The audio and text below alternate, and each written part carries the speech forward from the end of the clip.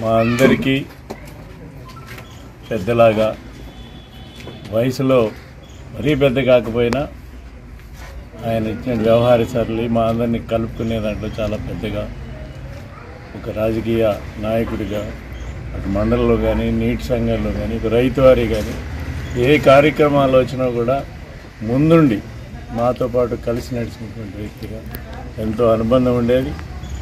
నవీపేట మండలంలో అలాగే బోధన్ నియోజకవర్గం మాకు పక్కనే డిచ్చిపల్లి అయినా ఈ రెండు కూడా కలిసి ఎంతో సమన్వయంగా ఉండేవాళ్ళం. మా అందరికి కూడా ఒక ఆత్మీయుడిగా పెద్దరికంగా ఉన్నటువంటి పెద్ద ఆయన ఇలా ఆత్మీయంగా చనిపోవడం ఊహించినటువంటి పరిణామం. గతంలో ఆటుపోట్లు తట్టుకుని నిలబడ్డటువంటి వ్యక్తి ఇవాళ ఇలా జరగడం అనేది చాలా బాధాకరం. ఆయన ఆత్మ శాంతించాలని కుటుంబ సభ్యులకి అందరికీ కూడా ధైర్యాన్ని